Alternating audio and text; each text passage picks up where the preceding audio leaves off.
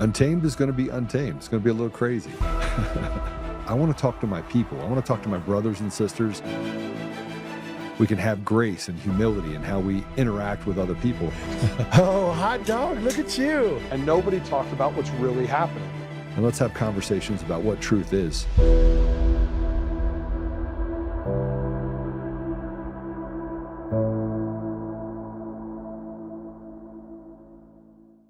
Okay, so where do we start? It is Tuesday, and we are in studio with Ann Vandersteel.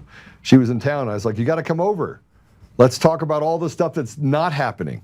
And maybe some of the stuff that is happening that maybe spread a little bit of hopium for you, because we definitely need it. Before I bring Ann, well, I guess we'll just bring Ann on.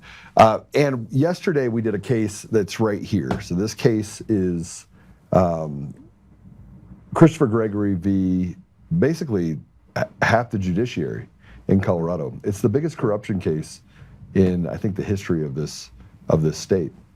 It involves Phil Weiser, Polis, Jenna Griswold, an attorney for Coomer, David Beller, who's actually in this document, is being sued by Christopher Gregory. And the claims in this are unbelievable. So I'm not going to spend a lot of time on this, but I did want to tell all of you this. This is super important.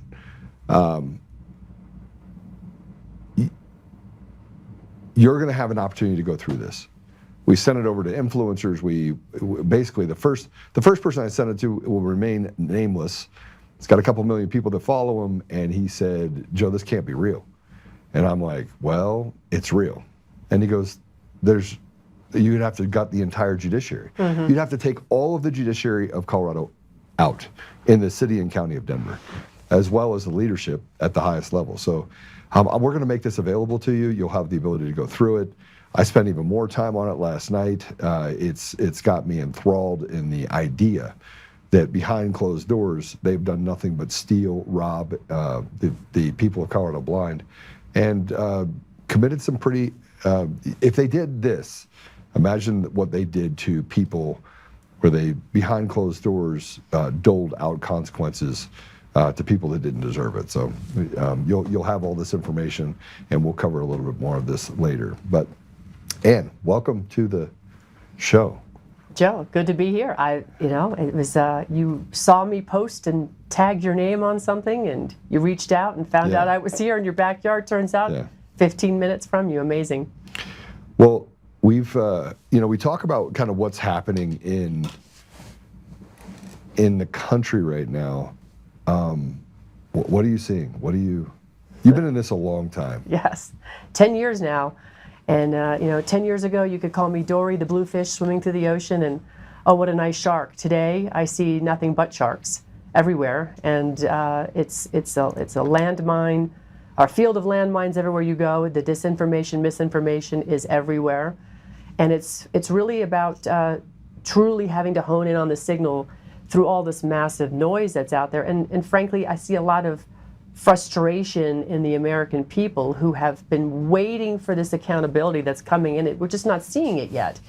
And, when you see the pedophiles continue to walk free, when you see Hillary Clinton and the people who stole the 2020 election continue to walk free, and the Benghazi and the Fast and Furious operations that were never held accountable, it's incredibly frustrating. And I've reported on some of these things and brought empirical data and evidence and serial numbers to prove on some of this stuff, and it goes nowhere. Congress takes it, and it's like, okay, thanks so much for playing.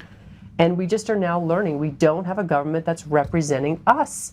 They're not working for us. They're working for foreign interests, globalists, anybody but us. So I talked about welcome to the show, right? Mm-hmm. Almost as a nexus to what we're living through right now.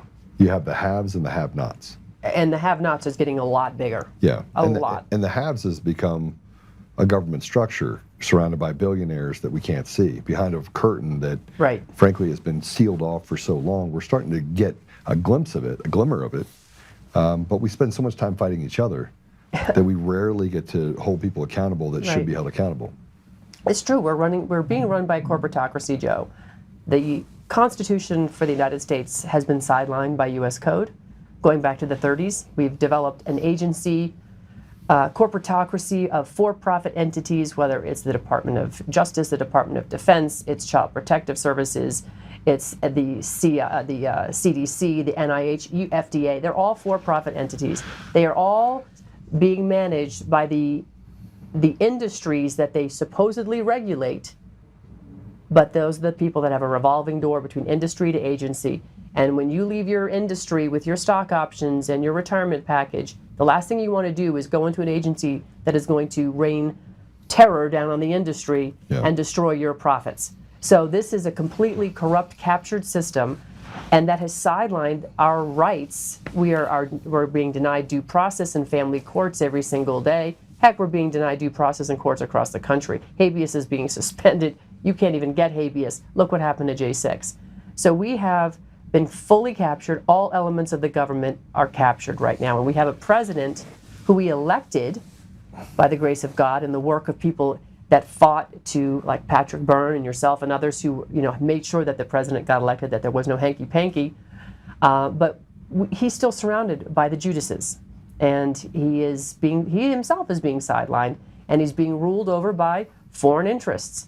So we have a lot of issues that are still unresolved, and frankly, getting accountability is really worrisome for the American people at this point, and they're frustrated. And if we don't solve this before the midterms, I can assure you people aren't going to show up for the midterms. We're just not going to vote because we're going to say, what is the point at this point? Well, I think that becomes a larger issue of what's the outcome? Like, how do we get to a place? We've been very clear on a path that we know will solve the problem. We start looking at no machines, no mail-in ballots. Right. Let's get to in-person, show an ID, make sure that we have clean voter rolls, which you brought up before we came on the show, so that we're really starting to hone in on what can eliminate this friction that we've created in our society of, the Democrats, Republicans, and independents. But I mean, you have friends that are Democrats. Mm-hmm. And you have friends that are independents. You have friends that basically sit in the middle. Is anybody happy right now? Nobody's happy right now. In fact, what I find really remarkable is that this whole Epstein file saga has actually, in my humble opinion, brought the Democrats and the Republicans together because everybody's screaming for accountability. Nobody wants to see the oligarchs in Washington, D.C. sitting in Congress and Senate that are making millions and millions of dollars on $150,000, $175,000 a year salary because they get advanced wink and nods on stock trades and legislation that's going to impact the stock one way or the other. It's just not fair. And the American people have had it. They're tired of both parents having to work, pay heavy income taxes. Kids are being raised by iPads, and they're being child predators are now sneaking in through their iPads to brainwash and get these kids thinking that they're not a boy, they're now a girl, they're not a girl, they're now a boy, they're a toaster, they're a cat, use a litter box at school. This is the insanity of what's going on in our country right now, Joe. The toaster got me. I mean, the cat part, the litter box, I get it. Who doesn't want to be a cat? Yeah, you got 9 lives. But this is the insanity. I mean, we have been so infiltrated in every aspect of our life right now, and we're tired of looking at the people that are perpetrating this on us, passing legislation that's woke, into destroying our lives, walk around freely, and yet when somebody walks in the Capitol because the doors open and the guards were there and said, yeah, your friend's in here, come find them, that you go to prison for that. I mean, it's just, and who pays for that building at the end of the day? We do. So this is the part that's very frustrating for Americans right now. Well, let's talk about how that frustration has bled over to, people running for office, people doing things that they can control at a local level.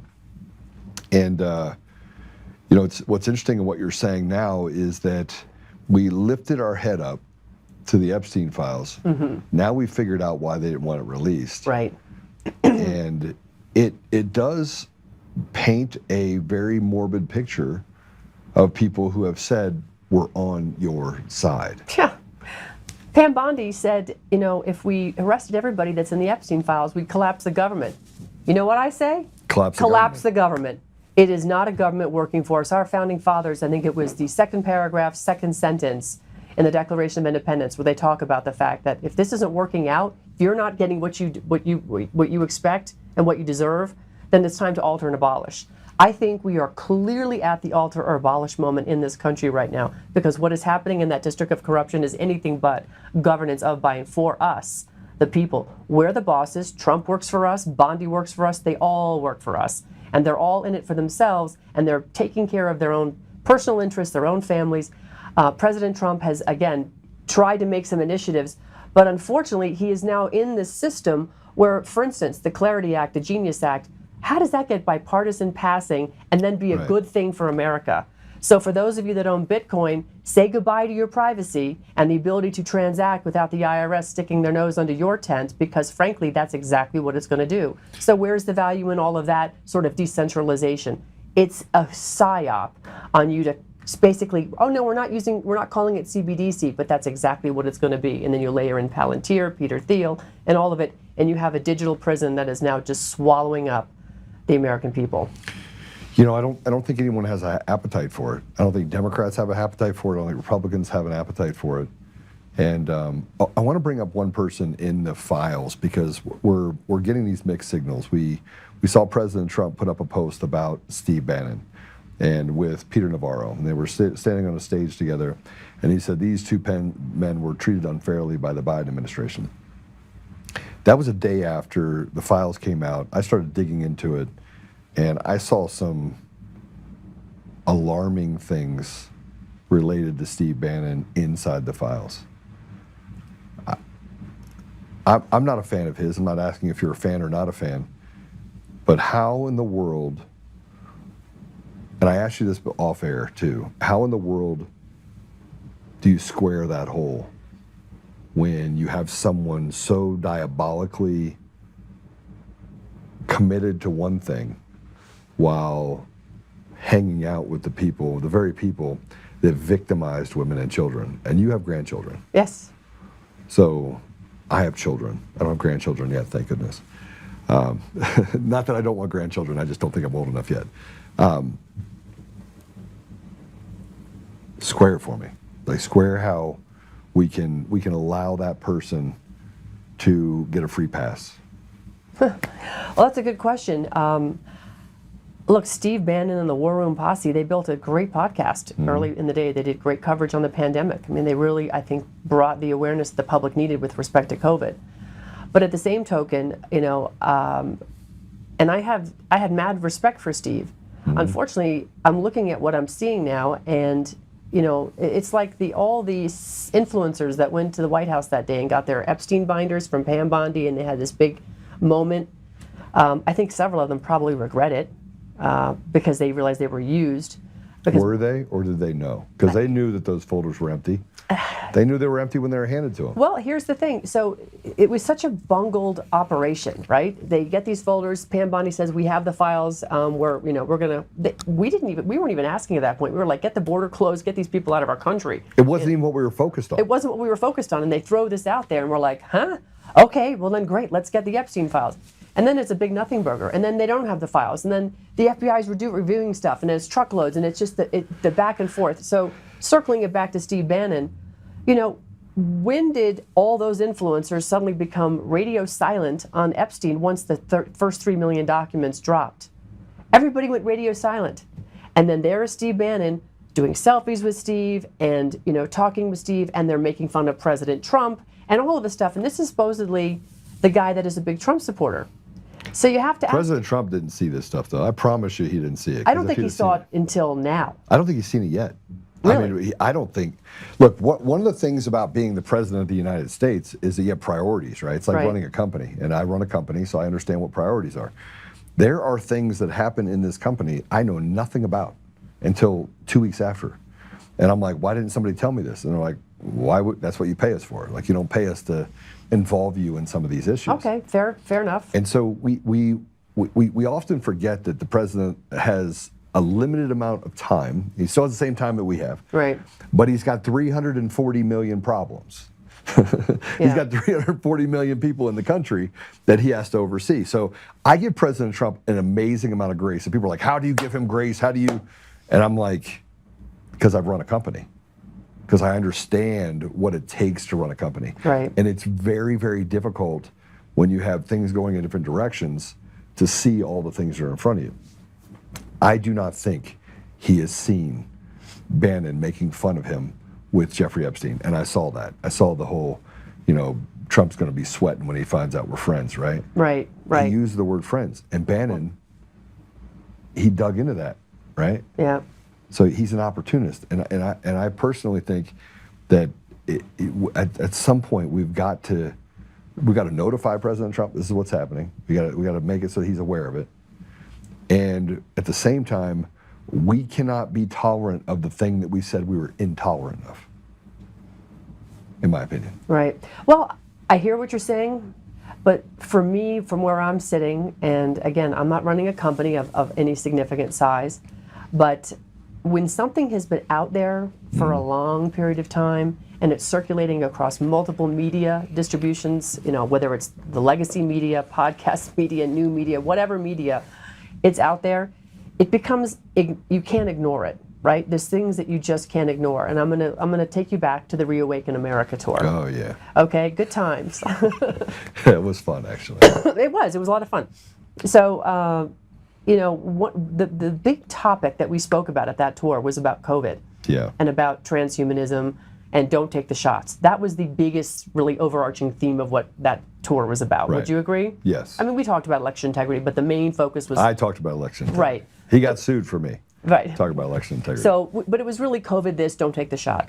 Eric Trump was a part of the tour. Kash Patel was a part of the tour. Elena Habba popped in. Don Jr. came, etc. President Trump always called in on Eric's cell phone and said hello to the crowd and talked to the crowd. Always well received.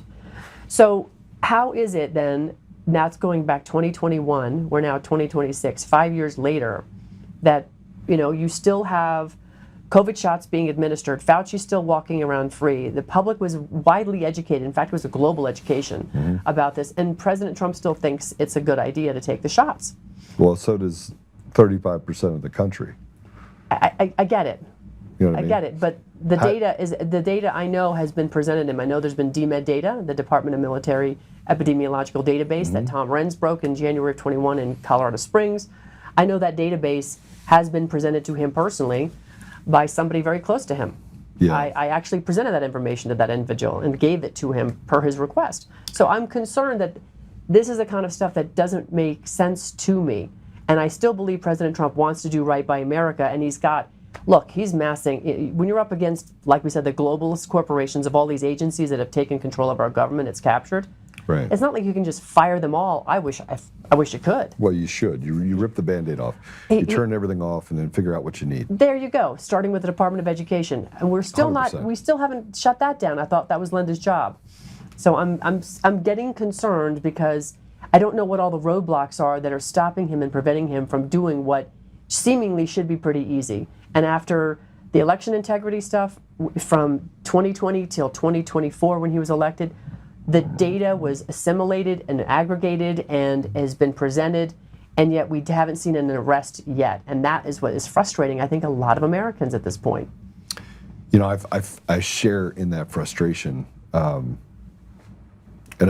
I wanted to consider this, and I agree with you, right? Right. That he's probably ignored some things, but as the CEO of a company that was much bigger in 2020 before I decided to open my mouth, and now I've grown it back, getting back at the helm after 3 years of being on the sidelines, I will tell you that sometimes the chatter is louder than the facts. I get it. And what I mean by that is, you've been in this for 10 years.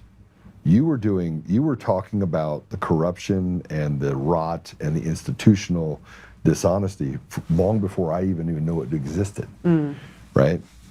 At the same time, I was talking about the fact that we were lying about what happened in Iraq, Afghanistan, and we killed tens of millions of people. Right. Because I was there. Like, I was on the ground for 6.5 years, having conversations with presidents of countries that were showing me stuff that we had done to them, right? From the highest rafters, I would yell about this stuff, and then I finally had to get out of it to take care of my children because they want to be home, right? But when I was doing all of that, it fell on deaf ears because the chatter of what we were really there for, because, you know, weapons of mass destruction, Right. it was so loud that no one was hearing it. Right. And so the same thing we said for COVID, because I have a mother-in-law that, you know, tried to get my wife to get a COVID vaccine. And I didn't talk to her for 2 years. I told her, don't call in my house, don't come to my house. Don't even, it's my wife, she's not taking the vaccine. What's my daughter? Well, I trump you because she's my wife, right? So President Trump gets things wrong about Tina Peters, called her a 73-year-old woman. Right. I mean, so he and that she had boxes of information, voter information. None of that's true. Right. But it's because the chatter out there is so confusing. Correct. That he picks up what pieces he can and tries to make sense of it in the middle of this global kind of environment. Right. Like everything is broken. Imagine being the president where everything is broken and you get access to all the data and you're just trying to figure it out. And half the people on your team are not on your team. Correct. So I look at it a little bit differently because he's got Brutuses and Judases surrounding him. That's just Listen, I give you grace on that. It's a fair assessment, Joe. I think, though, that at this point he needs, and General Flynn has said this, and we've talked about it, he needs a council of the people around him. Call it a kitchen cabinet if you want to, where these people don't get any notoriety, there's no compensation, it's behind the scenes, it's just ordinary, regular people that aren't millionaires and billionaires and oligarchs. They're just the people. To say, hey, I just want to kind of give you a pulse on what's really going on out here because you're not hearing it. You know, I texted Susie Wiles not too long ago, and I asked her about Ivan Raiklin and why he was not notified that his name was on 4 different subpoenas that came from Jack Smith. And she responded, and I said, this is, you know, I was asking her on the record for this information. And I had sent her some documents, and she said, I didn't realize this came out of the Senate. I said, no, this came from Jack Smith. And I went through the letters, and I showed her the letters where she was the chair of various different organizations in which they were asking her about Ivan Raiklin and then the Proud Boys and the Oath Keepers. There was about 20-some names on there. But Ivan was the only one who did not fit into either of those 2 categories. And once I presented her with that data, she stopped talking. And I thought, well, that's strange because, you know, Ivan could have, and several of these other people could have shed some really important information on the whole J6 stuff, but they were never given an opportunity to respond to a request from Jack Smith for a subpoena. Yeah. And I think that's gatekeeping that was harmful to the public's understanding and development of this story of what really happened during J6. And it might not have drug on as long as it did. Yeah. I mean, so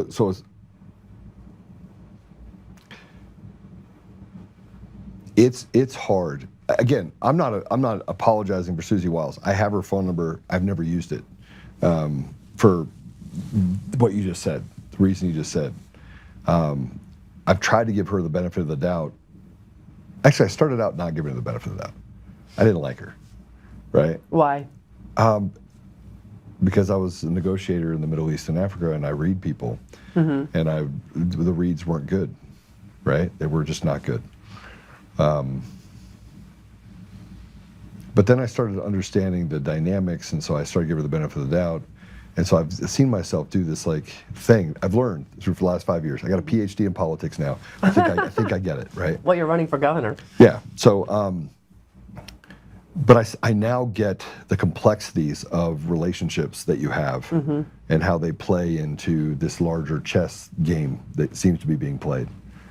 And so now I don't know what to think. Like I see good things happening, and then it stops. And I'm like, all right, who stopped that? Because we thought we were on a path to arrest a lot of people. Right. We expected mass arrests almost out the gate. Yeah, then nothing happened. And then nothing happened. But then you have Kash Patel, that came out and said we got all this stuff happening and we're cut off drugs. But that's not what's important to the American people. The American people want accountability for 4 years of massive pain. Correct. And then I look at the people inside of President Trump's administration who I can find no fault in. Pete Hegseth, Tulsi Gabbard, and Bobby Kennedy. I mean, 2 of them were long-term Democrats. Right. and they are studs. Sorry, I mean, call a woman a stud. Oh, Tulsi Gabbard Tulsi's is just- awesome. she's just an amazing woman. She and is. And I've been in the room, and I've shook her hand, and I said thank you. You know, I was in Oregon when she was speaking, and I look at her, and I look at him, and I look at Pete Hegseth, and then I go, they don't have enough ground.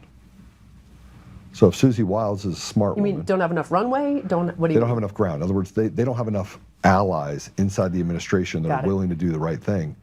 And you know, if you read The Art of War, Yeah. like what President Trump is dealing with right now is the difference between winning and losing for the American people is a grain of sand between the two. Like it's that volatile. We can see it, right? And so I look at Susie Wiles as a person that frankly doesn't want to come out the loser in that grain of sand. So she's on both sides. And not both sides of the bad, but just both sides of not wanting to push too hard in one direction, knowing that the implications are like President Trump pushes too hard in one direction, he got sued. Mm-hmm. He got persecuted, he got charged. I mean, they did a lot of bad things to him. So I see that most people have what Susie Wiles has, which is a low appetite for loss, personal loss, but a high appetite to do the right thing if it favors the fact that there's a high probability it's successful. Mm-hmm. So I look at Susie Wiles as my indication of whether or not we're going to be successful or not. Because if she doesn't push hard in that direction, then she doesn't believe it can happen, which means there's too many Brutuses, too many Judases that are still in that environment. And it doesn't concern you at all from her background? Oh, yeah. Okay. Yeah. I mean, I think that's, Yeah. you know, a huge concern, a huge red flag, you know, being somebody who was, you know, lobbying on behalf of Pfizer, which clearly has made a lot of money. Yeah. You know, and now they're gobbling up companies that are fixing the problems of the vaccine, quote unquote, air quota vaccine, I call it a bioweapon, created, you know, whether it's heart or cancer or whatever, they're gobbling them up and, you know, they're going to continue. And I watch Bobby Kennedy stand behind President Trump when President Trump is talking about some of this stuff, and he looks like he's a little bit like he's in a lot of pain because this is going, and it's totally antithetical to what he's talked about for years. Mm-hmm. And I see all that. Right. I think America sees all that. I don't think they're immune to it. I think they're seeing it going, what in the heck is going on up there? So then it gets back to the gatekeeping of, like you said, you know, President Trump depends on his people to give him the lay of the land. And I think Susie Wiles is really very problematic in this aspect because he's not getting the information he needs. And for whatever reason, I don't know how Bobby Kennedy can't pass a note before he leaves the office like a hostage and say, help, sir, but, you know, here's what's really going on. Yeah, I agree. I can't disagree with you. And I think that, I mean, I think you hit the nail on the head before when you said, this is before we came on, that the American people are literally on both sides, all sides, not represented. Like there's no part of the government Zero. that represents the people. Zero. And we're treated like serfs and slaves. I mean, in essence. And frankly, by definition of our 14th Amendment, they stripped us in 1868 of our rights as given and ordained by God and codified by our, you know, in our Constitution, our Bill of Rights. But they stripped us of that, Joe, and they exchanged it for the privilege of being a U.S. citizen. Now square that with what we saw coming across the border. The privileges those people got for the last so many years. That Entitlements. Entitlements. It's exactly 3 hots and a cot, healthcare, Medicare, education, childcare, and then, you know, a minimum of $2,200 or $2,300 a month, and in some instances up to $10,000 per person coming across the border. Now you show me a veteran who is getting that kind of wealth every month from the federal government after they served. Well, you can't. You know, that brings up a separate problem of why I ran for office, because as I have conversations with people all over the state, look, I have zero desire to be in any office. Zero. I don't know why anybody would at this point, because it's dysfunction. But I do believe that we have to be very tactical, and I think that's in large part where President Trump his shortcoming is is that he's not tactical enough. When he decides to step up to the table and sign something to get something done, it happens. When he wanted to close the border, he closed it. 15 minutes later, it's as if somebody turned the faucet off. Right. When he wanted to get people out of the country, he got them out. He just said, go out there and take care of it. He ripped the Band-Aid off. Right. And he ignored Boasberg on several instances, which he should have. But this is where you get into how they've stood in the way of tactical. Now, I don't know if it's the Susie Wiles is the issue, or Pam Bondi, she's just as much problematic, or Todd Blanche, another problematic one. And now we have Ed Martin and Todd Blanche basically kissing and making out on social media, which is problematic.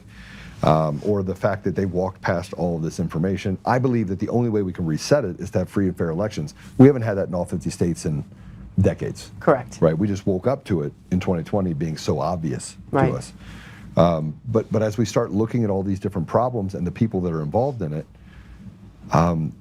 how do we give, I also look at the other side of how do we give President Trump enough cover where he can feel that pressure so that he's willing to do more to be tactical. Does that make sense?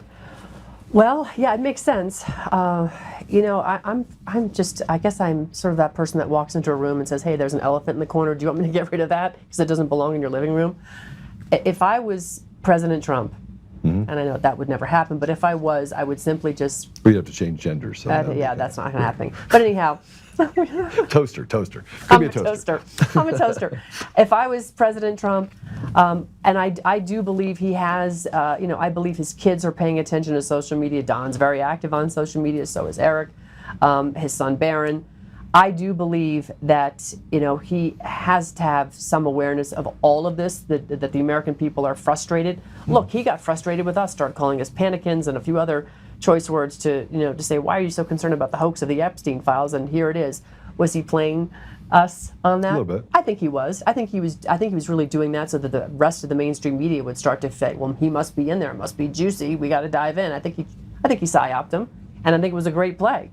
But at the same token, I think at this point he recognizes, because he said it, wow, the swamp was a lot deeper than we thought. He said it going back when. So knowing that, he really should be marshaling, and he has, effectively. Look at all the podcasters out there. Look at all the investigative journalists. I mean, Nick Shirley's everywhere now, exposing everything. Laura Loomer set the pace on that a long time ago, James O'Keefe, and so on. But now it's ubiquitous, right? So we're doing it. We are effectively governing, and we're exposing, and we're showing. What we haven't done yet, and this is really critical, is restored the citizens' right to grand juries. Yeah. And the way we do that, it's already codified in our Bill of Rights in the Fifth Amendment. So the way we do it is we have to repeal or just flat out ignore the Federal Rules of Criminal Procedures Act from 1946. Because Rule 6 is very clear. That is what has stripped, should we say stripped? It hasn't stripped. It has just put a blanket over. Remember, the U.S. codes and all this, they're blankets on top of our constitutional rights. So it has stripped or usurped our right to the citizen grand jury, and Rule 6 just needs to be ignored and or repealed, or just throw it all out. Because frankly, Joe, you should be able to say, hey, I want to investigate what's going on in my backyard. I want to investigate the judge that put Tina in jail. I want to investigate everybody involved in this case. Right, but you should be able to stand a grand jury up, do the investigation, have the indictment, and send that presentment to your local sheriff, and have that sheriff start making arrests. And then have a court with a jury of their peers. This is how the system is supposed to work. It was how it was designed. It's how it always worked until 1946, where it really just went fully tilt in the other direction, became this administrative courts. So they think we're stupid. That's why. That's by the exactly way. right. And we are. And we have been. Sorry. We turned over everything to the nanny state. Yeah. So that leads me to, you know, where do we go from here? And I was showing you that right outside of our office, you know, DHS is right there. There's a couple hundred vehicles here. You know, I'm hopeful that leads to mass arrests, right? Mm-hmm. But I look at it and go, we have gone so long with not one arrest, not one, and not one. Like, they could solve a lot of problems by just arresting the people at Dominion Voting Systems, and they know that it's factual. Right. They have all the information. I have been told that they have literally seen it all. Patrick Byrne has over a dozen whistleblowers. That's right. That have signed affidavits, that have given testimony. They have that. And they say things like, well, you either want it done right or you, no. Look, if you observe somebody shoot someone and you can see it and you can taste it, smell it, feel it, and you have the people from Venezuela and you have the people from Serbia and you have all this stuff, pardon my language, you arrest those motherfuckers. That's right. And yet, here we are, right? A year later, that would have put it all to bed. That one deal would have put, and I hate to fixate on that because obviously millions of Americans died during COVID. Yeah, they put this vaccine out that has caused more comorbidities and deaths than you can imagine. None of it would have happened if we had real elections. None of it. None of it would have happened if we had real elections. Our country is so much more conservative, and they're just frankly pragmatic, common sense people in this country. Yeah, there's some screwballs in these big cities, but that's okay. This goes back to if we'd had real elections, we wouldn't have a CIA controlling the Hollywood movie industry and everything else that just sort of cascades down into the psychosis. Central casting. Central casting, exactly. The education department, all of it. None of this would really exist had we had real elections because, frankly, people would not tolerate being governed by unelected bureaucrats. Right. None of those people in these agencies, did you or I decide, oh, we want so-and-so, Fauci in there. Dr. Death? Really? I mean, the guy lied. I'll never forget. I was getting over COVID, Joe, in March of 2020, lying in bed. Literally, I'd been on death's door. And because I was at CPAC, and they sprayed it in the HVAC system, I believe. That's at least what I learned from Sasha Latapova. And I came home deathly ill. But I watched President Trump talking about hydroxychloroquine in some letter he got from a doctor in New York. Turns out I ended up meeting that doctor shortly thereafter, Dr. Zelenko, and doing the first podcast interview with him. What a great guy. God rest his soul. What a beautiful... He saved my friend. He saved a lot of people. He saved my friends, my daughter, a lot of people. Got her exemption letter from having to get the shot when she went to CU Boulder, as a matter of fact. Right before he died, my friend got off a cruise with his mom who had ALS. And I think you actually are the one that gave me his number. Probably. And I called him and I was like, my friend's dying. He's in the hospital. They won't let him go. Yes. I need your help. And he's like, I'm on it. I flew down there. He personally made sure I had everything. He met me. Gave me a bunch of stuff. Said, here, gave me a hug. Very charismatic guy. And then he passed away a couple months later of cancer. After a surgery. So So, but Dr. Zelenko's letter was talking about HCQ, hydroxychloroquine. And Trump said, I feel really good about this. Well, he was right. And before Trump could utter another word, literally, it was like watching football. Fauci comes out of nowhere, stage right, and practically bum rushes President Trump off the podium, off the microphone, and says, but we need to have double-blinded, placebo-controlled trials, and blah, blah, blah, blah, blah. So I'm immediately looking, and I hit Google, and I type in HCQ, and I find right on the NIH website from 2003 where they proved it was efficacious in treating coronaviruses, not only for treatment, but for prevention. And I now this is 2000, and this is 2000. And I go, this is 2020. And I said, holy crap, this is something much more sinister going on here. There's something really bad going on because this guy knows this and he's lying through his teeth. What is he covering? What's coming? And of course, the talk about the vaccine. And then the next thing you know, Joe, in a couple weeks later, I get some interesting LinkedIn messages from some people inside the government that are showing me patents for Moderna from 2015 and SARS-CoV-2. And who was on the SARS-CoV-2 patent? And all of the Fauci. You had Rothschilds, you had Burroughs Wellcome, you had Bill and Melinda Gates, and then you said malaria, HIV, and all these other disgusting diseases were cut into the SARS-CoV-2 virus. So this is our government, not the one we chose, that is intentionally poisoning the world. All right, Black Robe Regiment. Where are they? Tell me what you know about the Black Robe Regiment. Phil Hostenpeller was one of the guys that I remember early on really talking about the Black Robe Regiment. Pastor Phil Hostenpeller, as I should say. It is the righteous against the wicked. It is. Right? It's we are in a battle of good versus evil. This is literally Satan's rampage on the planet right now, and God's children had better wake up and, first of all, get right with God, know Jesus, and start acting in accordance to your faith, because this is our temple, right? Your temple, my temple. We are children of Him, and it has been attacked in numerous ways, whether it's emotional, mental, or physical. And the spiritual attacks are all-encompassing of all of the above I've just mentioned. So the Black Robe Regimen needs to be activated yesterday, and getting people, focusing on God first, because everything else flows from that, like our Constitution. Our founding father, God is mentioned 4 times. The Creator is referenced 4 times in our founding fathers' documents, between our Declaration and our Constitution for the United States. We don't even understand that the Bible is the initial law book, the foundational law book for all of humanity, frankly. Yes. Right? He gave man dominion over what? The land, the air, and the sea. So L-A-W. We don't have much domain over the sea, though. We don't know much about it. Yeah, there's some interesting things at the bottom. But anyhow, land, air, water, there's your law book. And we don't think like that. All right, let's back up a minute.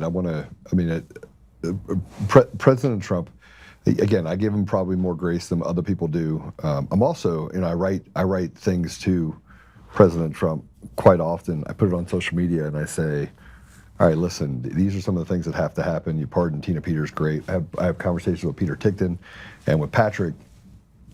But let's kind of back up a minute on the constitutionality and governing ourselves. Mm-hmm.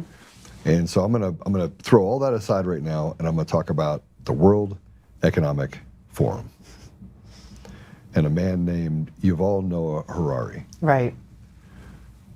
He was on a stage in April of 2020, okay, right as the pandemic happened. Mm-hmm. Nobody was wearing a mask. He wasn't wearing a mask. Right as everything was happening.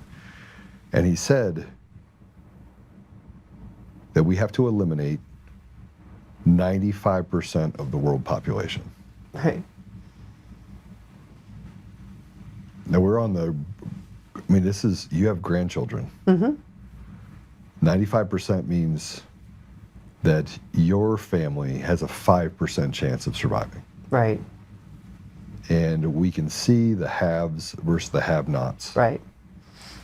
And the people that they hate the most are God-fearing Christian men and women. They fear those people. So they're the target number one. Right. How does everything you're seeing happen right now equate to the devil itself? I'm going to call it that. You've all know Harari saying that we have to kill off 95% of the population. How does that equate to what you see happening today, even in the Trump administration? Okay, as I mentioned when we stepped outside on your balcony, they're still spraying us like roaches from the skies. Right. They are exterminating us today. In fact, I've got some good friends, Dr. Will Spencer and Billy Bond, who has a permaculture farmer. Billy is brilliant.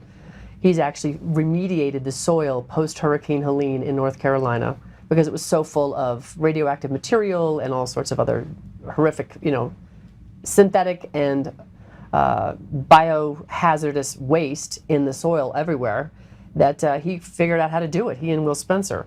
And they can remediate soil that has been destroyed in a matter of months. Now, I received a text message from Billy I think it was the week before last, where Dr. Will had been using satellites to analyze soil in the wake of that Operation Fern storm, whatever you want to call that big sweeping storm that went across the mid-Atlantic.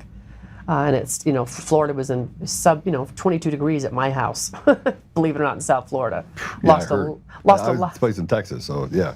Yeah, we lost a lot. So anyhow, that all being said, when I received this text message from Billy, he was showing me, and I could pull it up on my phone, but he was showing me a number of synthetic and radioactive hazardous material that's in the soil, all in the wake of that storm. Things that don't belong there at all. How did they get there? Well, when you start to measure what's in the sky being sprayed by these indigo pilots who don't have families, clearly don't believe in God, and are part of the plan of extermination of the planet, you can see that this is still going on. And President Trump cannot not know about this. It's too obvious at this point. It is everywhere. The talk of chemtrailing, geoengineering, it is everywhere. Dane Wigington, who is the godfather, if you will, of geoengineering the planet, what's really going on in exposing this, has testified before Congress. So again, you have to ask yourself, if walking out of your front door is hazardous to your health, and we were concerned, we didn't know where COVID was and what it was coming from, so we were all freaked out in the beginning until we learned, then why are we not even addressing that issue? We've had states ban it, but you can't have states banning something when they don't have control of their own, if they're not attacking the problem properly. The states are not republics anymore, they're corporations, just like the federal government is. And so 56 cents on every dollar goes to the government. Exactly. You're basically a slave. You're a slave. Yeah. So we're a slave and we're funding our own guillotine from the sky. Yeah, except for the people that come here that are not here legally. Oh, they're fine. Yeah, they can get whatever they want. They get free stuff on our backs. Right, right. They get that 56 cents. Yeah. So that. By the way, I need to tell you, we had this thing where we saw this chemtrails and all the stuff that was happening. Right. And some bad things started happening. So we on the show said, I want you to send me samples of water from everywhere that you are. And we had, I don't know, about 20-ish people send me water samples. So I sent the water to get tested.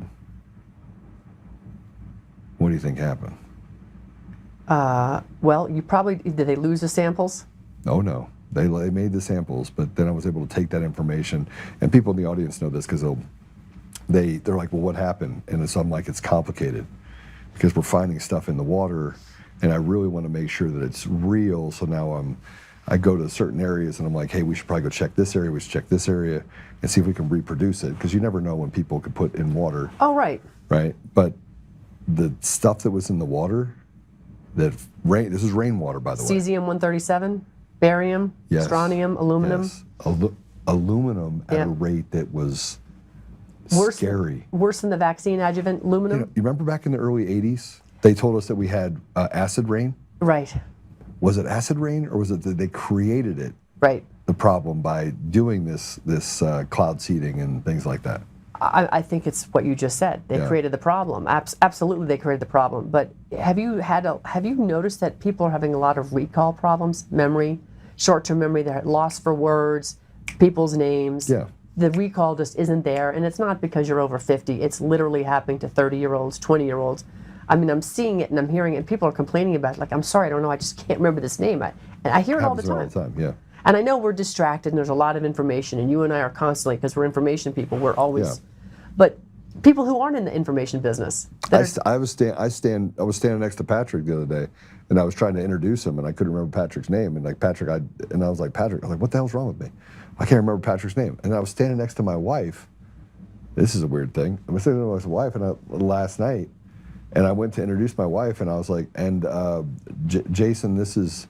And she's like, Erica. It's like my wife. I'm like, what's wrong with me? And I can remember everything. But I mean, sometimes you just, I chalk it up to working 12 hours and then going to a game, type of thing. But. Well, yes, but if you're breathing aluminum, strontium, barium, and look, barium, aluminum, BAAL,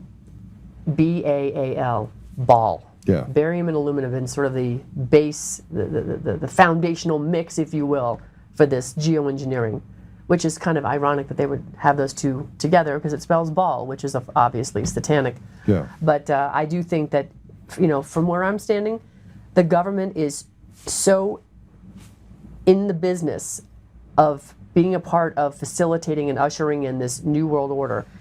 J.D. Vance talked about the new world order the other day on an interview. I forget who he was with. Somebody, was it CBS or something? Did he talk about it in endearing terms, or did he talk about it in non-endearing terms? No, in endearing terms. That President Trump is facilitating this new world order, and he was really making reference to the banking situation. But from where I'm sitting, and we talked about it earlier, the Clarity and the Genius Act are basically stripping the decentralization aspects and the anonymity and being able to operate outside this United States jurisdictional financial cabal, so that you can actually support your family. Yeah. And they're stripping people that own Bitcoin of that. And then you're seeing the price of Bitcoin, frankly, reflected. It has been on a downward trajectory. In fact, Michael Burry, I think, tweeted out a couple of days ago something about Bitcoin to zero. And this is the guy who was in the big short. He shorted the housing market in 2008. He's a pretty sharp dude.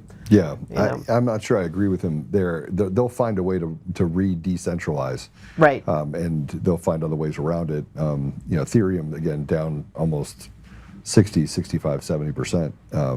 I think everything is basically readjusting to this idea that it doesn't have anonymity anymore. It doesn't have the ability to to control your own. And so that 56 cents on every dollar now is going to bite into that. But you know what I do think is a good thing? What? Is, the fact that they've created, making silver and gold and everything else, the critical minerals. This is significant. That executive order that Trump signed is very significant. And when you look at it on the global scale of, for instance, the BRICS countries, they are settling all of their debts in gold. In other words, if Russia and Brazil are trading oil and soybean, clearly soybean won't ever measure up to the amount of cost of oil. It's not equitable. They have to then pay Russia in gold for the difference. Okay, right. So trade imbalances are all settled in gold in the BRICS nations. We have to become an asset-backed economy again. We have to. We are so asset-rich in this country. There's no reason we shouldn't be. That is where our wealth is. We have far more wealth than we do in debt. Our debt could be washed out with the $250 trillion of assets we have in this country. Well, so let's talk about the debt for a minute. Okay. Because I like data. Okay. So I dug into our $38 trillion debt. Okay. Mm-hmm. Most of that's fraud. It doesn't exist. It's fraud debt. But it doesn't exist. Look, I could only find $2.5 to $3 trillion in actual debt, and I found that China owns less than of our debt, like 5%. 8%. I think my last check it was like 8%, but it was like 200 billion. It wasn't what they said it is, where China holds all our debt and they could. And I was on the show and I was talking to an economist. And I asked him, I go, am I crazy? And he got quiet, like it was eerie. And I go, so I asked another economist this, and I can't find the debt, and I'm going through it. I'm looking at all the budgets, and I'm breaking it all down. And I threw it into AI so I could make sure that I was right. And then I put it on this calculator over here and built out this pivot chart that I built through Power BI. And I said, brother, I can't find it. I can't find the debt. But they've used this as an excuse to get more money from us. Mm-hmm. I was like, am I wrong? And he goes, and he shook his head slightly and said, you're not wrong. So how much debt do we actually have? $3 trillion at most. So where is these other numbers? Doesn't exist. It doesn't exist. And it does not exist. So they've appropriated funds and then never spent them, is what you're saying? Appropriated funds. It's silly money. You can't trace it to anything. And look, the way the budgets work and how you get access to it, you start looking at the budgets for different departments and how they use that money and how they redistribute that money and how it then reflects back to the debt, right? Of how we have debt. We have a deficit every year. Doesn't exist. Remember the last 8 audits that the Pentagon had, they failed. Trillions of dollars is missing. Yep. So how do you have trillions of dollars missing if you have a budget or if you have a deficit of $37 trillion, where Doge was able to go in and find that this computer over here, you just push a button and send out $500 billion, right?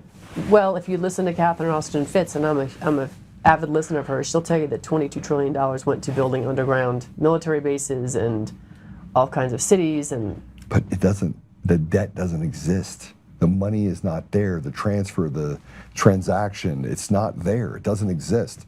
Look, I'm really, really good at system architecture. You can say whatever you want about me, but first of all, Coomer was on that call. Second of all, and I just got vindicated 2 weeks ago on that deal, thank God.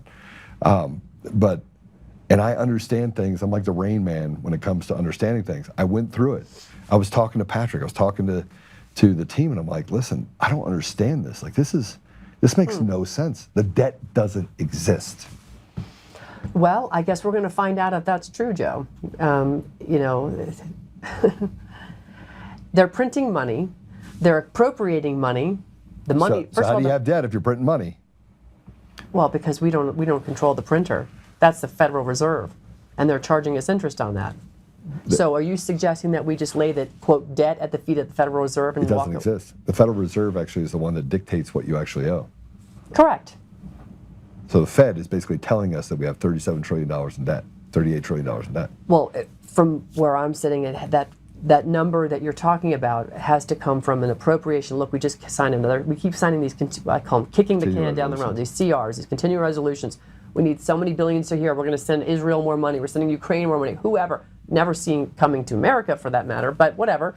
They keep appropriating money for things, and we never get a balanced budget. We have no balanced budget resolution. It's just kicking the can down the road. So what you're saying is they're telling us that they're going to appropriate $1 trillion here and $1 trillion there, and that it never gets printed? Never existed. Meaning it was never printed. At all. Okay. So how are they funding government then? off a ledger. There's no debt. I can't find the debt. I sent it over to a friend of mine who's he's a commodities trader, understands silver, gold. How do we become an asset backed right. And I understand the BRICS. You have another 6 countries or 7 countries that are getting ready to come into BRICS. So it won't just be Brazil, Russia, India, China, and South Africa. It's going to be a bunch of countries that are trying to get into that area, right? Right. So, so I looked at this from the perspective of, okay, we're borrowing money from ourselves, we're taking it out of Social Security, and then you look at the amount of money that's being put into Social Security, 7.5% on one side, 7% on the other side, and you look at the amount of entitlements that are pushed out for Social Security, and those don't balance. We actually have a surplus, not a deficit, but yet they're cutting Social Security benefits in order to then fund other things. But if you look through the budgets, that's not what you see.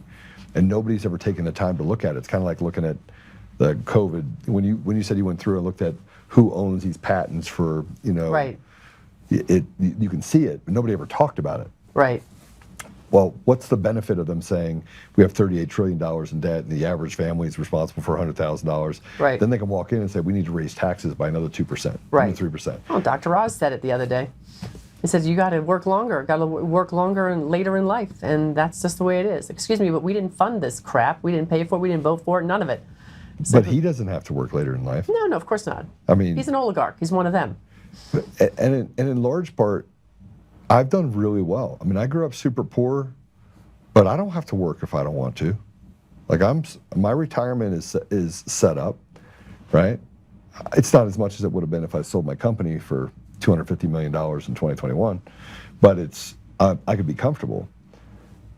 But they're telling, Dr. Oz and others are telling us, guess what? You should never retire. That's exactly right. That's what they're telling us. Keep working. Keep on the hamster wheel, the treadmill. Don't stop. We need you to keep generating your work so we can tax you on $38 trillion, $38 trillion. You're now $39 trillion. It is, the sky is falling every day. Right. And I can't find it. I mean, I'm telling you, I just brought up something that it's been bothering me every day. I would love it if we didn't have the debt. I would frankly love it if we would shut down the Federal Reserve, or we shut down the IRS and shut down all the agency government. That's frankly what needs to happen to go back to the Constitution. There's only 19 essential services listed on that, and none of this stuff that we're talking about is in those essential services for the government to have any say from the federal side. If you want that crap in your state, go for it. Have all the crap you want. But the federal government is here to protect us and defend our borders. That's it. Oh, and deliver our mail. That's about, and they still can't even get that done right. They're getting their butts handed to them by, bigger companies, UPS, FedEx, DHL, etc. So Amazon, Jeff Bezos, another government contractor, along with Elon Musk.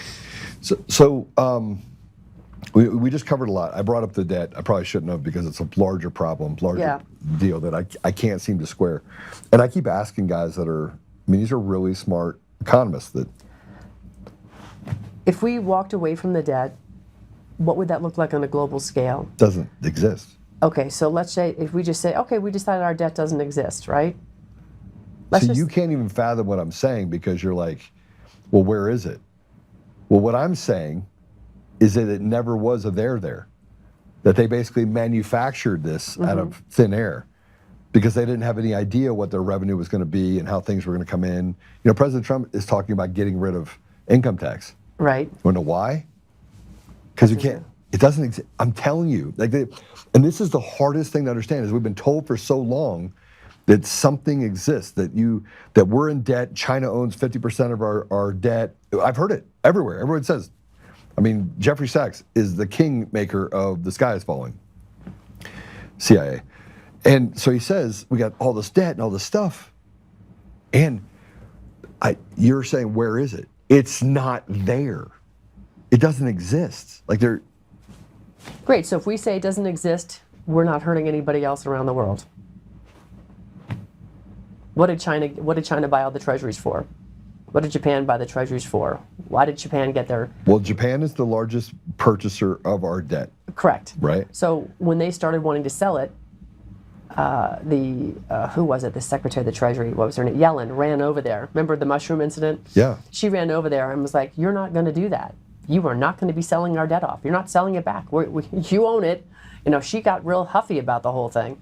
And they sort of were like, "Okay, here, have some mushrooms in your tea." So, but what if the debt didn't exist and the purchases of that so-called debt that you have was just to create more entitlements that they wouldn't have to call entitlements like they do for Ukraine and all these other places? Excuse me. Say that one more time. If they didn't have... What if it's all just a shell game? What if it's like, hey, listen, you say you're going to buy this debt, we'll pay you these entitlements, right? Which they've been doing since World War II because we, bombed the shit out of them. And it's just a way of saying that you're basically moving stuff around on the ledger. You know what? That wouldn't shock me at all. Yeah. Because they've been doing that with everything else. Everything else has been a shell game. That's why you have these agencies. They're all for-profit shell corporations to do exactly that. Listen, every time, I mean, if you look at the corporate construct, it's designed to do exactly what you just suggested.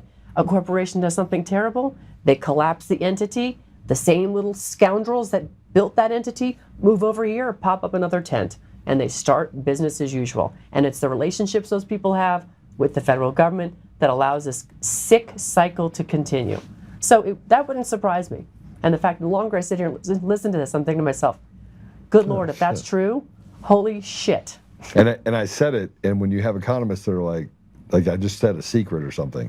Right. I mean, it's amazing because, I had to go back and rewatch his face in it because it was like, oh crap.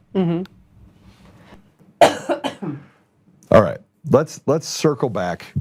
I think I have you for another 20 minutes or so, because I want to get back to the stuff that you've been posting on. Uh-oh. You ready for this? Go. Bring it up. What do you want to go? Put your mic on.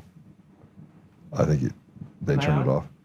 Hey, we're going to take a quick commercial break so we can fix Ann's mic. We'll be right back with some fire. We'll be right back.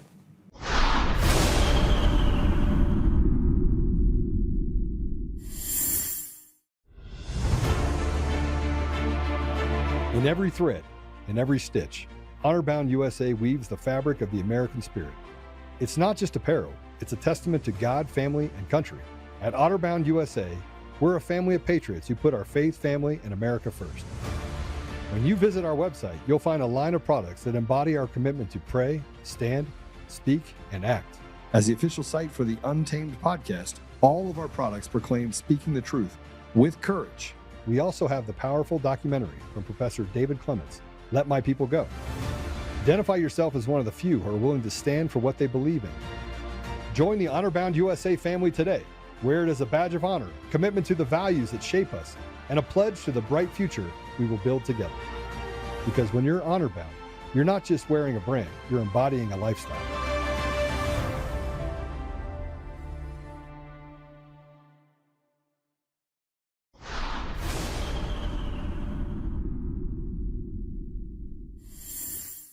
All right, welcome back. We got all the mics fixed. Everything's done. The deep state tried to get in the middle of it. Just kidding. That's totally not true.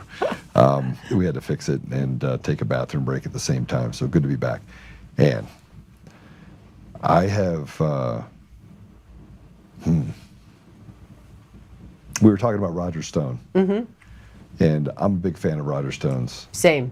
And, it all leads back to like this Steve Bannon, Roger Stone. You talk about Navarro. You talk about some of even Mike Flynn, who was absolutely decimated by people that behind the scenes, I think, even General Flynn thought were his friends. Yeah. And so I've watched all your socials, the stuff that you put up. It's one of the ones that I actually get to see on the socials. How do we square? We were talking about Steve Bannon, $15 million build the wall. The partner that he partnered with, who was a quadriplegic, Quadra amputee. quadra amputee. Right. He did not escape it. No. Steve Bannon escaped it, but a man that served our country and lost his limbs didn't. Right. Well, Steve was also Navy. He served as well. Don't want to take that down. It's very interesting how some people take the brunt of if you want to call it an operation. They did build a wall. There was a wall built. Did it cost as much money as they raised? I don't know. I'm not an engineer. I'm not even going to speculate on that. But he pled guilty to $15 million of money laundering on this. That was his plea. So you have to ask yourself, how come he does a minimum, and he doesn't even get sentenced for that. He gets sentenced into prison in Connecticut for contempt of court, right? So how does that happen? Well, he got a pardon. I mean, he got a Trump pardon, that's true, you're right, he got a pardon. But how does that even happen? How does it that certain people seem to be penalized and others aren't? I mean, it's similar to, you look at the JCIP landscape, look at any of the landscapes that the federal government is involved in, there's always winners and losers.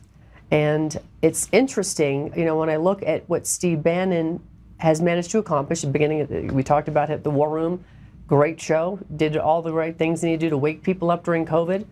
But I also know that he had an opportunity to meet with somebody, and I don't want to divulge the specifics yet because I don't have necessarily permission to talk about it, but a good friend of mine who's been fighting for our First Amendment for some time was introduced to Steve through a known CIA asset. Mm-hmm.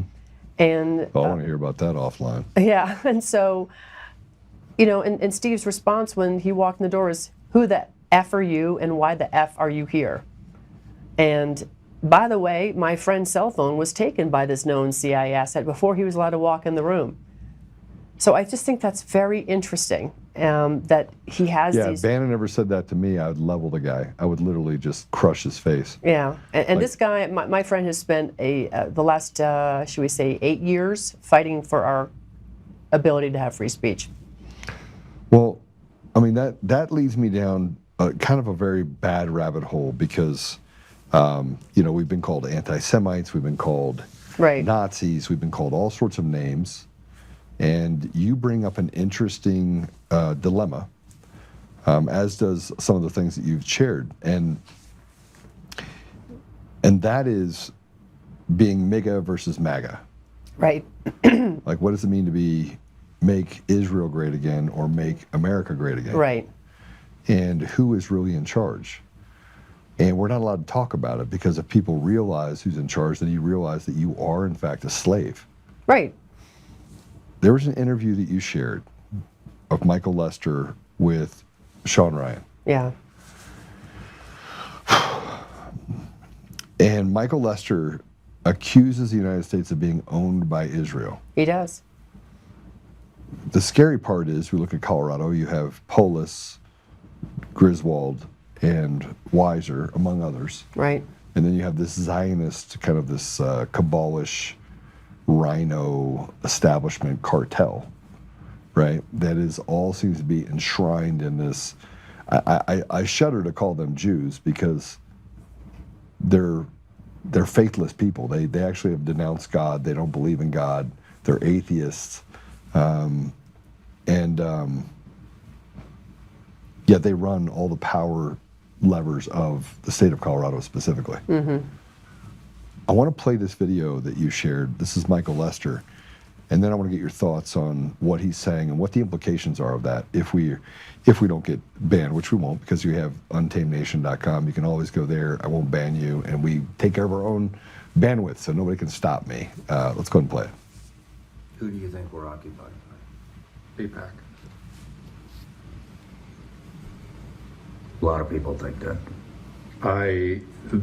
The evidence is there. The evidence is all there. It's oh, come on. We send $18 billion a year to Israel. Why? Just ask the question, what do we get out of it? Nothing. We get nothing. Are we doing humanitarian work? No, they're charged with genocide. They're killing off Palestinians. Are we helping them survive? Oh, they've got a higher standard of living than we do, a longer lifespan than we do, free education, free housing, free health care, but we're sending them money. Why? Ask yourself why a U.S. congressman can wear an Israeli military uniform in congressional chambers. I would think that would be an act of treason. But they did. Nobody said anything. Ask why the Israeli prime minister can bypass the president, fly directly in and speak to our Congress without any other government interaction. I didn't know that could happen. Oh yeah, Netanyahu did. Flew straight in, bypassed the president, talked to the Congress. Congress gave him 26 standing ovations. I think most pop stars would like 26 standing ovations. Our Congress gave Netanyahu, a foreign prime minister, 26 standing ovations. I have difficulty looking at that in any other way than we're occupied. Statistically speaking, we have shown that whoever spends the more money on an election wins 94% of the time. Whoever spent the most wins. We can also show that every time somebody spoke out against Israel or AIPAC, the next election, their challenger was highly funded and wins. So that is Michael Lester. He's a military guy. He's Jewish. Now, he doesn't talk about being Jewish. But here's a guy that's on Sean Ryan's show that says, we're occupied, Right. we're owned. They pick and choose winners and losers. They basically have taken control of our country from within. An enemy, foreign or domestic, is within our grip. Is that anti-Semitic to say? No, I don't believe so. I don't believe it's anti-Semitic at all. You have good and bad everywhere. There's good white people, bad white people, good blacks, bad blacks, Asians, poor, it doesn't matter. There's good and evil everywhere. So I don't know any bad Asians. I've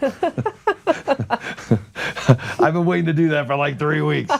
No, Asians always good. Always good. Oh, God. The control room like that. We are in trouble. Oh. We've just lost it. No, it's, you know, this is how I see it. It's very plain. Israel was inserted with the notion that they would be able to play the anti-Semitic card, like the left and the Uniparty like to play the racist card, Right. okay? That is the narrative that they pushed, and you know, the minute you say anything, you say the word Jew, you're immediately considered to be an anti-Semite for even raising the J word. Well, that's ridiculous. I have lots of Jewish friends. Dr. Zelenko was a very dear, personal, close friend of mine, and he was Jewish, and he called this nonsense out.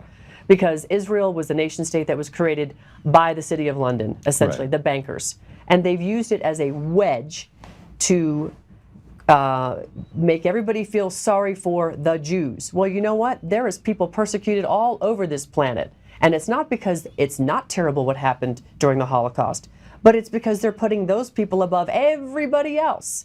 You know, and it's very frustrating to sit back and see this so clearly play out, where the central bankers recognize they're losing control. We're at the end of life of this financial system that has been architected by the very people, the Rothschilds, etc., the Rockefellers, the Mellons, blah, blah, blah, all down the line, to see that we are here now, our dollar is worth almost nothing, and they are now trying to slide us into a new financial system, and the only way to do this, like they used COVID, is to create war. And frankly, the BRICS nations have done an end run around these financial bankers, Joe. Yeah. This is why Saudi Arabia told the United States, you're not flying over our country to go bomb Iran. Right. Right? And the Saudis are our friends. Yeah. But they don't want any part of it because they are now part of BRICS.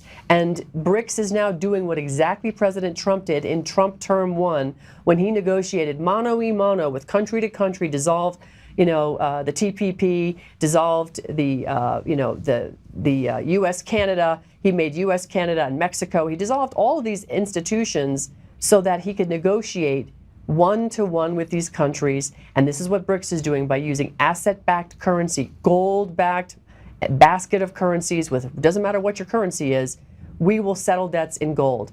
That brings peace because you've now got real trade going on. And you can pretty much call it free trade, essentially. Yeah, you could. It's free trade. And that's what we really need to get to. And Trump is playing this tariff game really to appease the bankers.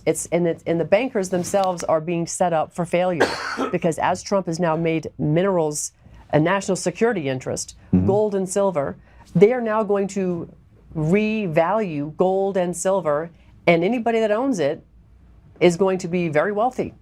Well, keep in mind the banks actually value it at like $10 or $20. Well, we just saw the reset. It was $42 for gold. Yeah. It was the last time it was valued by the government. But we just saw what the banks did. J.P. Morgan last Friday, a week ago Friday, massively shored up their short and long positions in silver because they had been selling it down on this ETFs, these fake paper contracts of silver, where you can't fill anything at that price because the physical price of silver is well over $100. It's going well over 130 in Asia.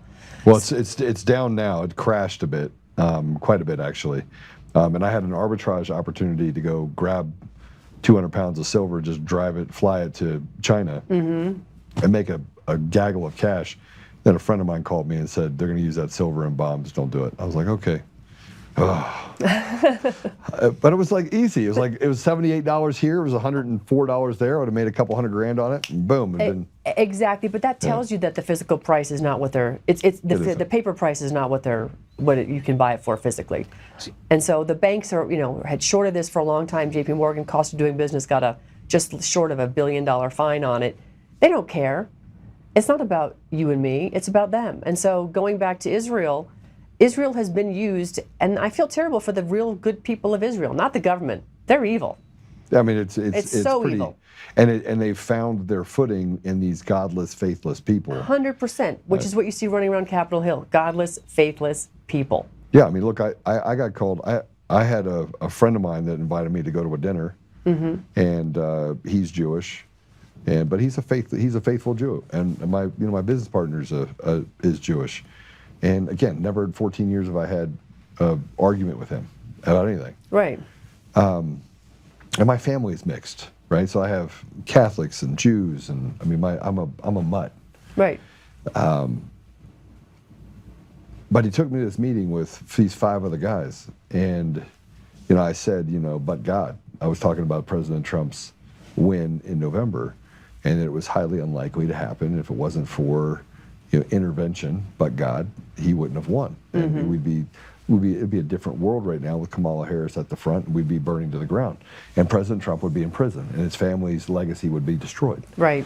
And I said, but God. And this guy's like, don't talk to me about God.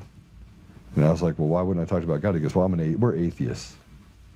And I look at my friend, and I was like, Mike, you an atheist? And he's like, no, I'm agnostic. I was like, no, you're not.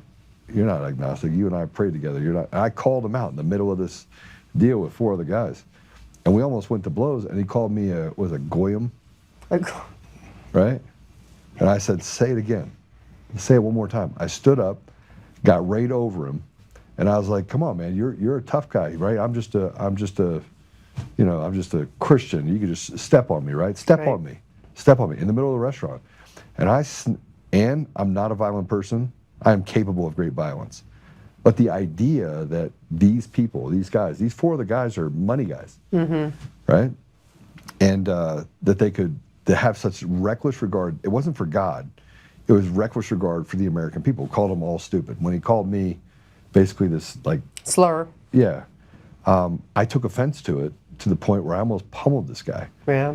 But they represent a group of people that would call me an anti-Semite. They would say that you're... But what they're allowed to do to us, this group of people, not the Jews that are faithful people of Israel. Those are Jews. I'm talking about the Jewish people. They're Israeli. Right. They're the real Israel.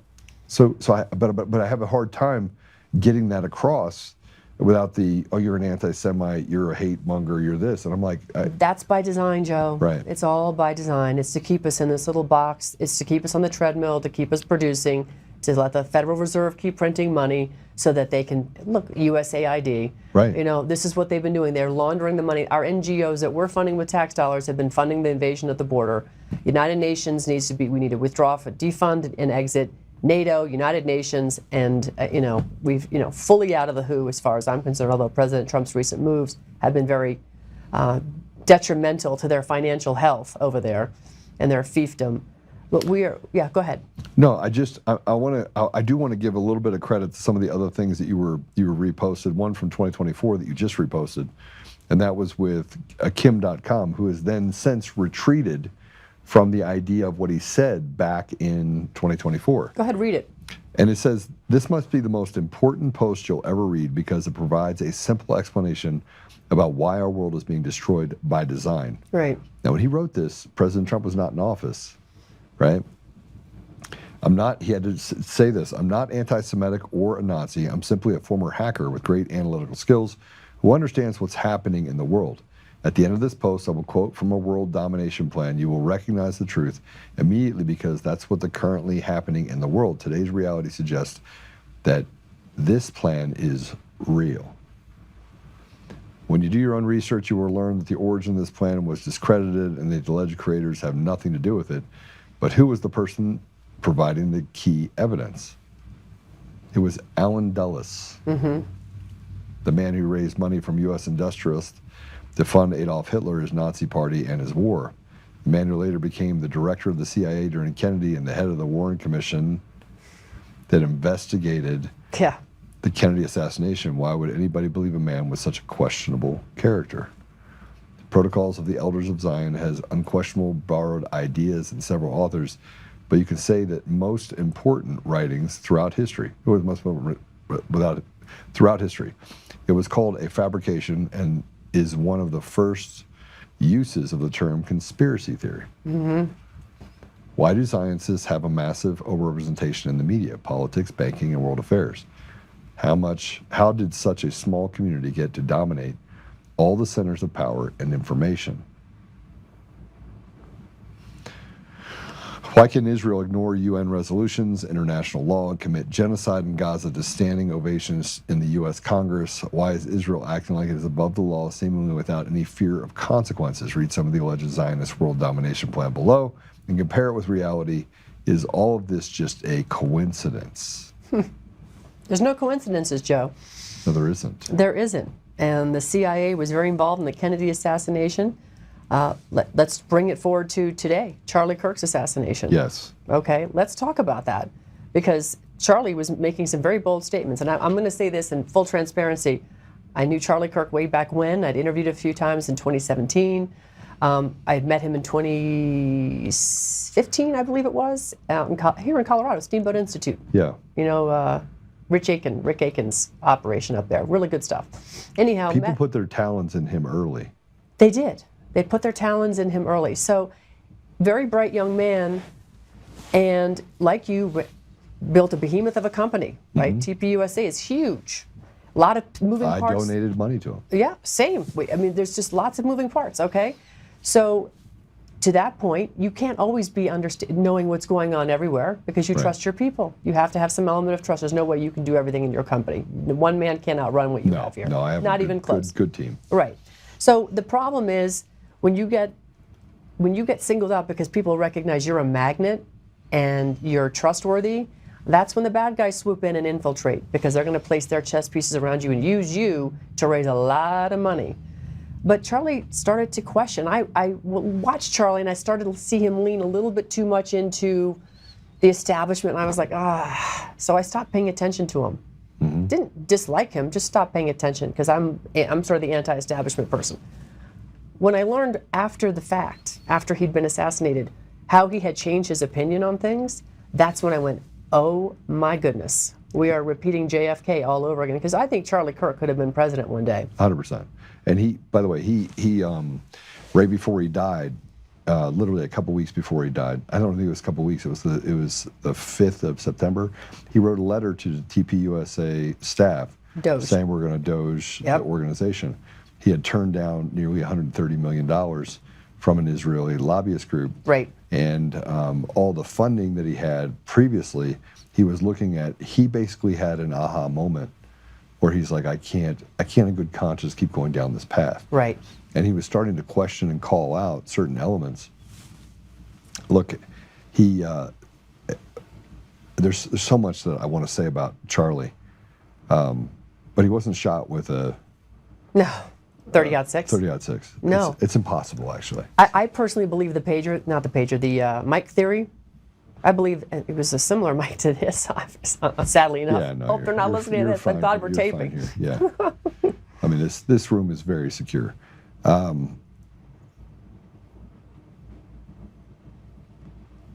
Charlie was not killed by a 30-06. He was not shot from a roof at 200 yards. No.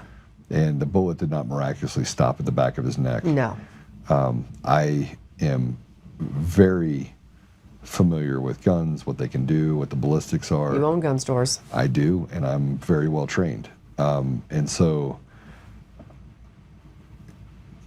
the lies that have been perpetrated on the American people that they've been expected to swallow are horrendous and are completely contradict reality, almost Right. on purpose.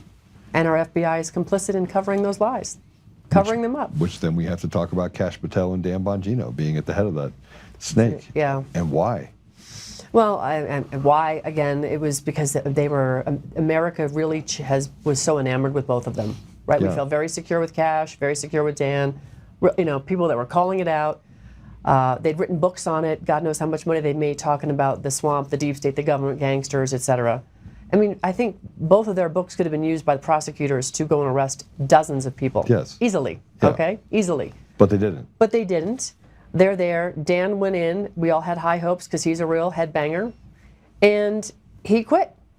He quit and came back, and now he's a Fox News contributor, and he has his podcast. He's a quitter.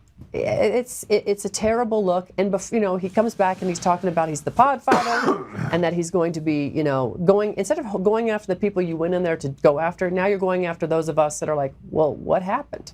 Yeah. We dare to ask questions. And there's influencers out there that are, you know, carrying the water, and then you wonder, whose payroll are these people on? Well, Because clearly it's not the one that you and I are sitting here trying to actually make something happen. Well, let's talk about Charlie.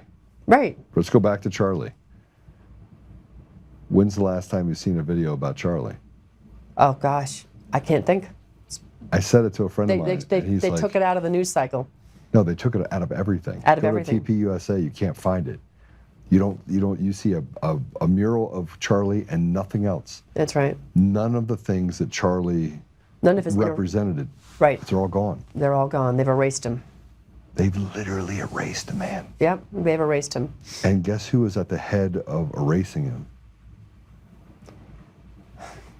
Erica Kern. Yeah, no, I didn't want to say that. And I know what it's like to lose someone really close to me. Same. And there's no way in the world I would give a shit about how much merchandise I sold.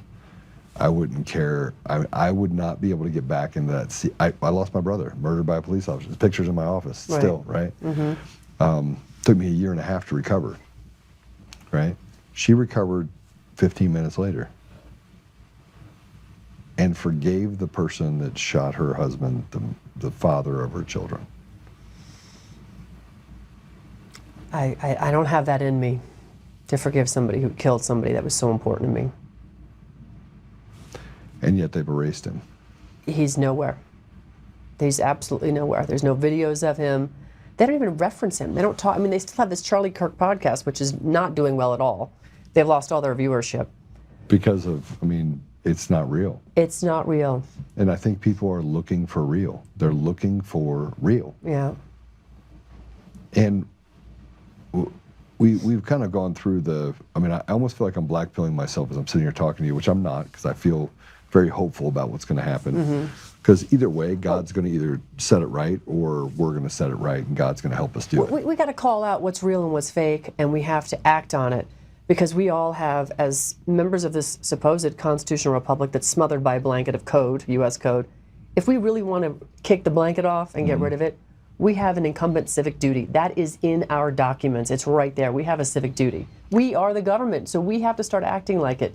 And we already have all the, look, standing up citizen grand juries, indicting, arresting, and prosecuting these people, and then throwing them in the jail. We have the courthouses, we have the prisons, we have the facilities we need. The architecture is there. We need to stand up, and we need to start embracing our civic duty, because we already know with the evidence that we have before us, whether it's COVID, whether it's Benghazi, Fast and Furious, you name the scandal, the evidence is there. Congress has done nothing. Why? Because they're owned. Who and, they and own? Eric Holder's still in the middle of all this thing that we're going through. You talk about Fast and Furious. He was 100%. right in the middle of that killed an American, right? Yes, killed an American, Brian Terry. Yeah, and nobody talks about it. Nobody, again. Oh, yes, we do. We got something going on later on this month, or actually, March. Well, look, I wanted to get more into Roger Stone and some of the things that he's done, but in essence, you can go to your socials and you can see all this stuff that we're talking about on your socials. Yep. What is that again? Ann Vandersteel. Is it at Ann Vandersteel? At Ann Vandersteel. Truth, Getter, Facebook, X, LinkedIn, all of it. Go. We follow you. You follow me. I see all your stuff. and some of it, I look at it and go, what if we were allowed to speak truth? What kind of a different world would we live in? And it'd be a different world. It'd be a different world. Yeah. One that's not, that would, I think, offer opportunity to people that are disadvantaged in America, like our own people. MAGA. So are you MAGA or MIGA? MAGA. Okay, just I'm checking. AF. America first. Yeah. Some people are now AO, America only. Yeah. I'm kind of leaning into that at this point, because if we don't make it about America at this point, there'll be no America for the rest of the world when the world has a hiccup. We've always been the guardian, since our inception. And it's the institution, it's what people fundamentally believe, that we have a human right to be free. And the rest of the world is echoing that. They're showing it, they're rising up. The populism is growing very quickly worldwide. It's infectious. But for whatever reason, the empire is striking back, and I call that the City of London empire. They're striking back on us. Yeah. And they're doing everything they can to completely enslave us into this digital prison. So, my hope is that President Trump is playing some kind of deep chess game here. Yeah. But we can't, hope is not a strategy, Joe. No, it's not. You have to be prepared to see with your eyes what's happening. And what he's doing is walking us into a digital prison. And whether he has a trapdoor plan to get us out of it and arrest all these people that are going to trap us in this prison, I don't know. But I can't believe in something that I can't see. There's only one thing I can do with that, and that's God. Yeah. Okay? And I see God on the planet everywhere. But I haven't met the man yet. I know him, I haven't met him. I'm going to meet Jesus one day, but it's not right sitting here in this podcast with you. So my faith is in the people. We have to act upon what we can see. And when you see institutions that are overblown, tyrannical, and corrupt taking your freedoms, it's incumbent upon you to engage that civic duty and say no more. We have the jails. We have our Fifth Amendment right to convene a citizen grand jury. We need to start doing it. And the sheriffs better be on board. Yeah. They have to be on board. And if not, then the people need to get together and elect a new sheriff. I know a lot of them that are, but we have to have free and fair elections first. The backbone 100%. behind what we do has to get rid of machines, mail-in ballots, and all that stuff, got and it. get to a place where we have secure elections. And thanks for joining me. I know we went through a lot of stuff, and I kind of dropped the bomb of our debt not being $38 trillion. I'm going to go look into that. Well, then you're going to really go down a rabbit hole, because I can't wait. It was a lot. If that in fact turns out to be true, Joe, you broke one of the biggest stories probably ever on the planet. Well, I have a habit of breaking stuff. I broke Dominion in November of 2020. People got sued as a result of it. I feel really bad about that. Yeah. Hey, my podcast isn't a footnote in a lot of those lawsuits, apparently. Yeah. No, it's really bad, because I'm not afraid of the fight. But I did see a lot of people that capitulated to it because they were. Yeah. And truth to me was not, it was not negotiable. Like I personally would rather just fight to the death. And people were like, Joe, you're this the hill to die on? I was like, it absolutely is. the voice of the American people is absolutely the hill to die on. It's the hill to die on. So, yeah, I think that we're being proven to be the victors in all this, but I do appreciate the work. War is ugly, and winning ugly is still winning. It's still winning. I'd rather win ugly than lose gracefully. That's exactly right. I'm not built that way. Yeah, so. clearly. So guys, we have a bunch of stuff happening tomorrow. Obviously, we're gonna continue to talk about election fraud and some of the things that we face, not just in Colorado but around the country. I've had a 5-year kind of knock at the door. I don't think there's been a podcast that's gone by that I haven't said we have no free and fair elections. I'm going to tell you all that the 4 things that I tell you to do: pray, stand, speak, act. Remember it. Pray first, then stand up, then make sure you speak truth, and then act in that truth. It's biblical. And when you're done acting, go back to prayer so you never become the very thing that you're fighting against. All right, I'm going to pray us out, and I will see you guys tomorrow. And you know where to follow Ann. She's got a bunch of stuff that she's going to be breaking. And am I allowed to talk about what you're going to be doing on Alex Jones, or is that still kind of up in the air? Oh, it's kind of up in the air, but okay. You might see me more regularly on Alex Jones in the morning. So it'd be good to have her on Alex Jones. Have another lightning rod with a sword on Alex Jones broadcast. So I pray out. I end every show with a prayer. Beautiful. It's my way of kind of recentering myself, because I get pretty fiery about some of the things. I never noticed that, Jeff. Not at all. All right. Father God, thank you for Ann. Thank you for her thirst for truth that's unquenchable. Thank you for her ability to step in the gap and to, against all odds, just fight without any regard for what the consequences may be. And she's faced a lot. We're grateful for the work that she's done, and we're grateful for the place that you've put her in all of this. Father, I ask you to put a special blessing over Ann and her family, guard them, protect them, allow her to continue to fight from inside and to speak truth, again, regardless of the consequences. Help us, Father, that we may set aside petty differences, get to a place where we can embrace truth, and really stay aligned in restoration, restoring you to our community, to our country, and to the very existence that we have on this planet.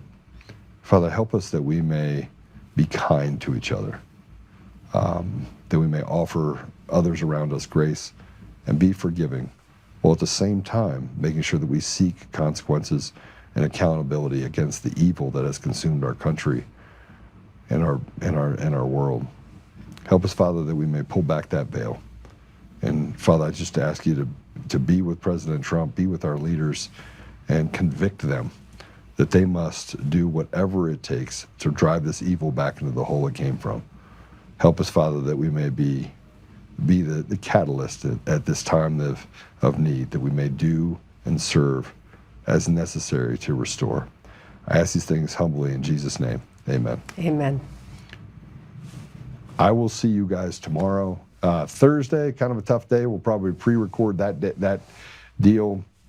I go in for another pokey poke by the judge, that too, but by the doctors, and so should be a fun time. We'll get me all straightened out here at some point. But God bless you. We'll see you tomorrow. Whoa, whoa.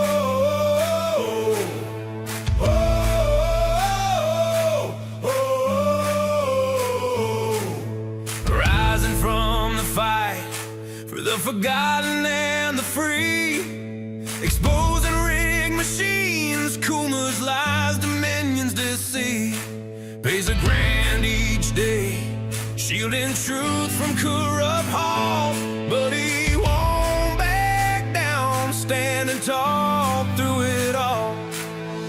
Martin, Tina Peters break the chains that bind her tight, hand count votes and one day bring the fraud to light. No more mailing scams, no machines to steal the night. Restore the people's voice, make Colorado right.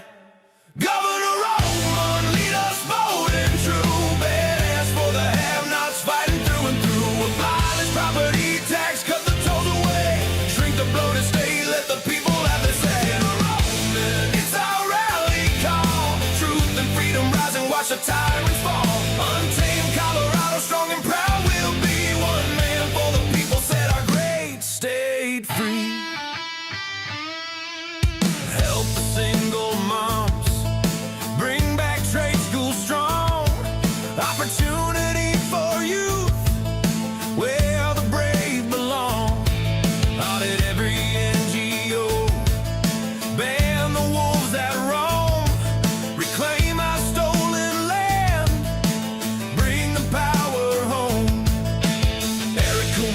dominions, rig design, expose the stolen votes, cross a dangerous line. No more victimhood, no chains on you and me. He's running for governor for real liberty. Smash the fraud machine, pardon heroes jailed for the have-nots. Rising truth will never fail. One warrior defies the corrupt elite. Colorado reborn, strong on our feet. Governor Oltmann, lead us bold and true. Badass for the have-nots, fighting through and through. Abolish property tax, cut the tolls away. Shrink the bloated state, let the people have the say. Governor Oltmann, it's our rally call. Truth and freedom rising, watch the tyrants fall. Untamed Colorado, strong and proud we'll be. One man for the people, set our great state free. Whoa, whoa, whoa, whoa. Governor Oltmann, lead us bold and true. Governor Oltmann, freedom forever, Colorado rise.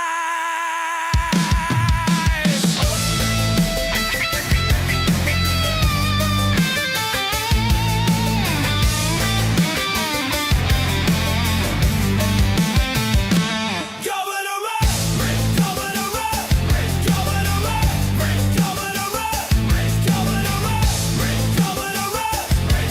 Whoa.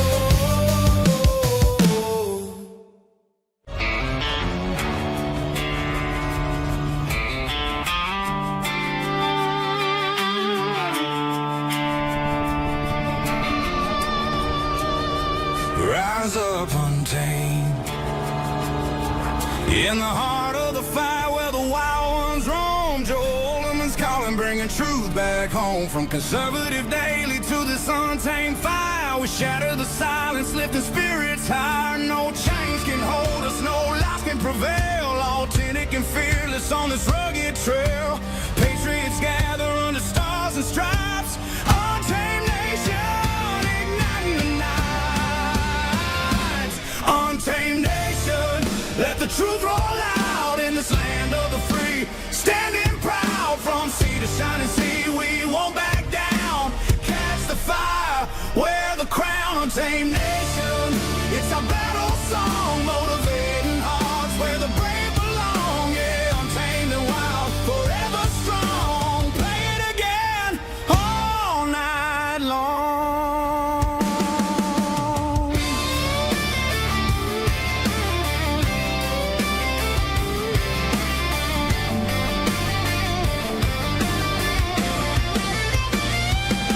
Break the mold, chase the real. No more games, time to heal. Joe's voice leads the untamed crew. Truth matters through and through. Untamed nation, let the truth roll out in this land of the free. Standing proud from sea to shining sea, we won't back down. Catch the fire, wear the crown. Untamed nation, it's our battle song, motivating hearts where the brave